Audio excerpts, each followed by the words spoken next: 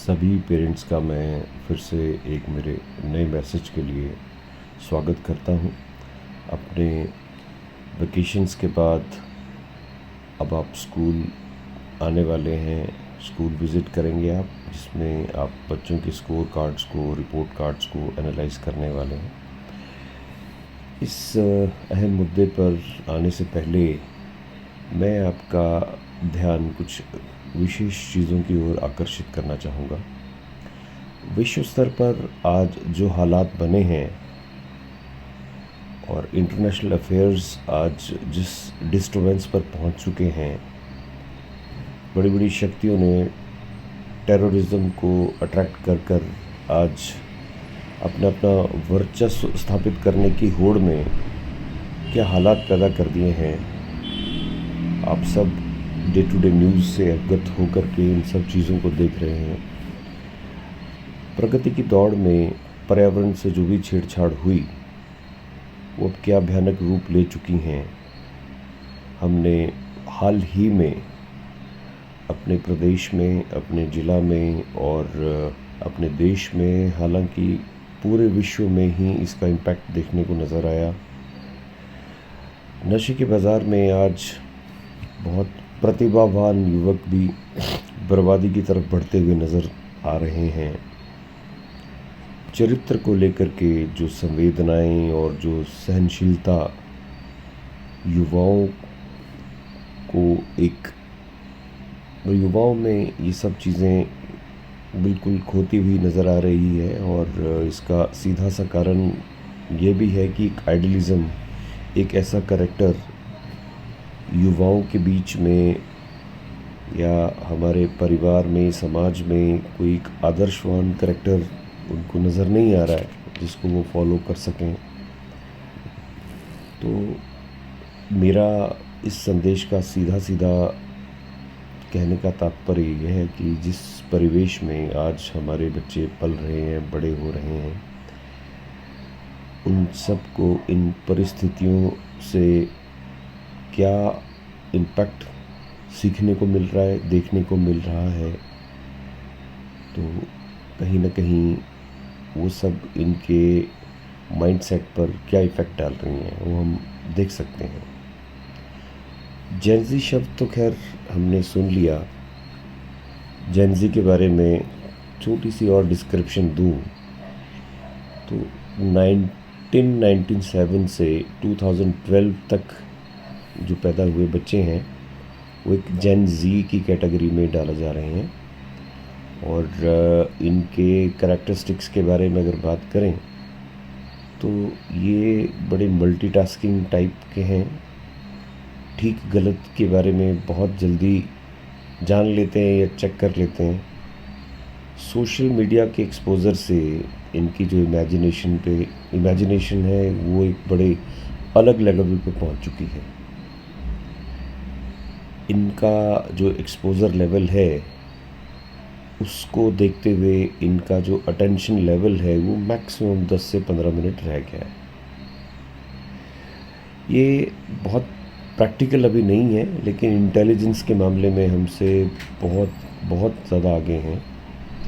और जब भी हम अपनी अपेक्षाएं इन पे थोपते हैं तो ये बहुत साइलेंट हो जाते हैं, बहुत अटपटा सा बिहेव करना शुरू कर देते हैं।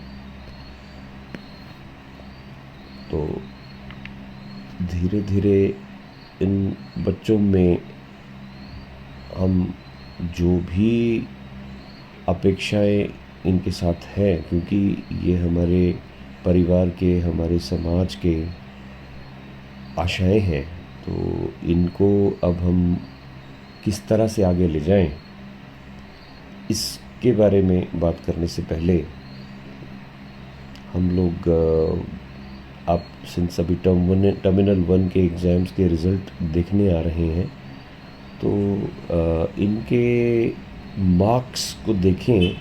इससे पहले मैं चाहूँगा कि आप थोड़ा सा इनके आंसर शीट्स में डिटेल में चेक करें। इनका अटेम्प्टेशन पैटर्न क्या रहा है, ये कहाँ ठीक कर रहे हैं, कहाँ गलत कर रहे हैं। टीचर से बात कर करके ज़रा समझें। सिर्फ मार्क्स देख कर के हम लोग जजमेंट ना करें और कोई बड़ी एग्रेसिव प्रतिक्रिया ना दें।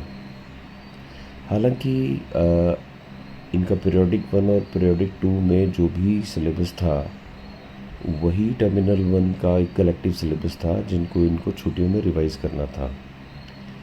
अब इन्होंने उस रिवीजन को कितना सीरियसली लिया, ये सब उसी का नतीजा है।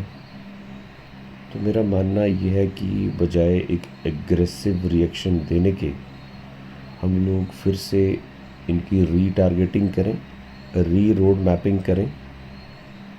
और मैं बात इनसे रिपीटेडली यही कहता हूँ कि जब हमारी टीम ना अपनी फर्स्ट इनिंग में अच्छा स्कोर नहीं करती तो सेकेंड इनिंग में अच्छा स्कोर करना उसकी एक मजबूरी हो जाती है। सो अभी half the game is still left, तो अभी फिर से हम लोग अपने फोकस को वापस लाते हैं और अब हम समझ चुके हैं क्या ठीक है क्या गलत है, और फिर से अपने टर्म 2 की तरफ एक सीरियस स्टेप्स लेकर के आगे बढ़ते हैं।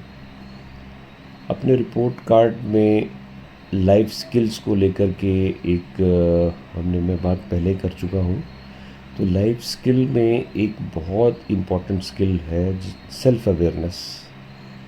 सेल्फ अवेयरनेस मीन्स कि अपनी इमोशंस को, अपनी वीकनेसेस को, अपनी स्ट्रेंथ्स को समझ के उस पर हम काम करें और एक सशक्त सेल्फ अवेयरनेस की तरफ बढ़े, जिससे कि हम लोग अपने लॉजिक्स को स्ट्रॉन्ग करें, अपनी लिसनिंग को स्ट्रॉन्ग करें, अपनी अंडरस्टैंडिंग को स्ट्रॉन्ग करें और एनालाइजिंग पावर को स्ट्रॉन्ग करें, और जिससे हम अपनी स्ट्रॉन्ग इमेजिनेशंस को करते हुए अपनी डिसीज़न मेकिंग में, अपनी प्रॉब्लम सॉल्विंग में अपने को और स्ट्रेंथन करें।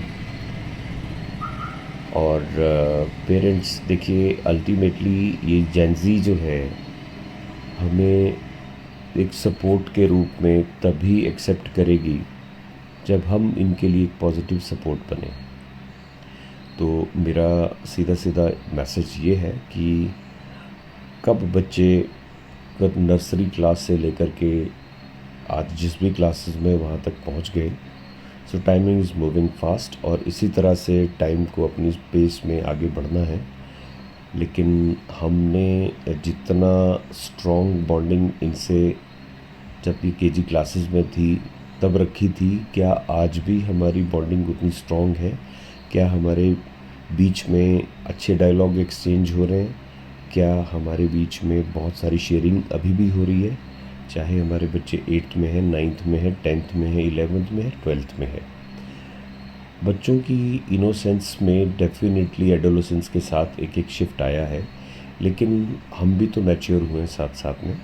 तो एक अच्छा रिलेशन अगर हम इस स्टेज पे इस्टेब्लिश करके रखेंगे बच्चों के साथ में, तो आई होप हम एक लॉन्ग टर्म अच्छे फ्रेंड्स भी बनेंगे और अपने फैमिली को, अपनी सोसाइटी को, अपने एनवायरनमेंट को बेटर शेप अप कर सकते हैं।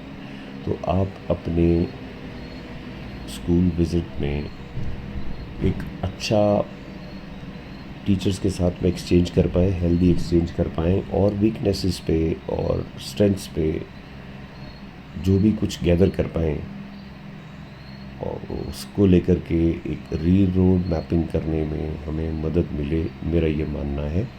और मैं अवेलेबल हूँ स्कूल में आपके किसी भी कंसर्न्स को समझने के लिए। So with all the good wishes for the term 2 for my students, thank you so much parents. School में आके हम अपने कंसर्न्स को डिटेल में डिस्कस कर सकें। With this, thank you so much.